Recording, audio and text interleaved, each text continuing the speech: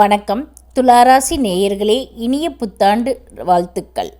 இந்த 2026ஆம் வருடத்தின் ஜனவரி மாதம் உங்களுக்கு எப்படி இருக்கும் அப்படிங்கிறத பொது பலனாக இப்போ நம்ம பார்க்கலாங்க. இந்த மாதம் முழுவதுமே உங்கள் எண்ணங்கள் பார்த்திங்கன்னா பரபரப்பாகவும் எதையாவது சாதிக்கணும் அப்படிங்கிற ஒரு தீவிரமான நோக்கத்தோடு தான் இருப்பீங்க. நீங்கள் எடுத்துக்கொள்ள ஒவ்வொரு செயலிலும் பார்த்திங்கன்னா திட்டமிட்டு இருப்பீங்க. அதைப்படி ஒவ்வொரு காரியமாக செஞ்சுக்கிட்டு வருவீங்க. துறை எதுவாக இருந்தாலும் அதில் வரும் சவால்களை வென்று நீங்கள் உங்களுடைய திறமையை வெளிக்காட்டுவீங்க. அதுக்கான உகந்த காலமாக இது இருக்குங்க. புதிய நபர்களை சந்திக்க போகிறதுக்கு முன்னாடி மாத்திரம் முன்கூட்டியே அவங்க இருக்காங்களா இல்லையான்னு தெரிஞ்சுக்கிட்டு போகிறது நல்லதுங்க. அப்படி பண்ணால் நம்ம ஏமாற்றத்தை தவிர்த்துக்கலாங்க.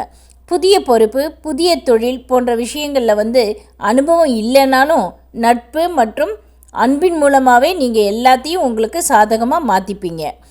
பல சிந்தனைகள், யோசனைகள், திட்டங்கள் தொடர்ந்து மனசில் தோணிக்கிட்டே இருக்குங்க.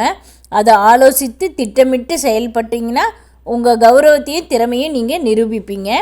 புதிய தொடர்புகள், புதிய முயற்சிகள் எல்லாமே நல்லபடியாக செயல்படுங்க. அரசு வழி விஷயங்கள், நட்பு, உறவு வழியாக உங்களுக்கு உதவிகள் தானாகவே தேடி கிடைக்குங்க. சிறு தொழில், பெரிய தொழில், வியாபாரம் இதை செய்கிறவங்க எல்லாருக்குமே பார்த்திங்கன்னா உற்சாகமான திருப்பம் ஏற்படுங்க. இந்த முன்னேற்றம் தொடர்ந்து நல்லபடியாகவே போகுங்க. அவசரப்பட்டு பேசுகிறதோ இல்லை ஆர்வத்தினால திடீர்னு முடிவெடுப்பதோ செஞ்சீங்க அப்படின்னா அது பெரிய பாதிப்பை ஏற்படுத்திடும். எந்த விஷயமா இருந்தாலும் அதை ஒரு தடவைக்கு 2 தடவை யோசித்து அதை பற்றி தெரிஞ்சவங்கக்கிட்ட ஆலோசனை கேட்டுட்டு முடிவெடுக்கணுங்க. குடும்பத்தில் சில நேரத்தில் புரிதல் குறைவாக இருக்கும். அதனால் மனக்கசப்பும் ஏற்படலாம்.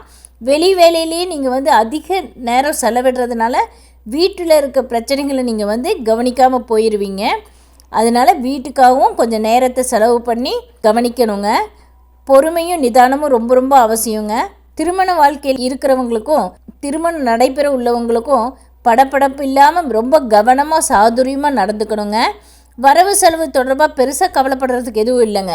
எப்போதும் போல் பணம் தன்னோட கட்டுப்பாட்டில் தான் நீங்கள் வச்சுருப்பீங்க.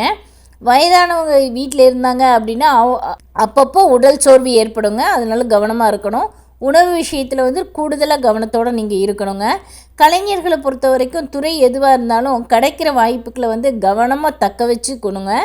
புகழ் பெறத்துக்கு இது ஒரு நல்ல காலங்க. தியானம், யோகா தொடர்ச்சியாக செய்யணும்.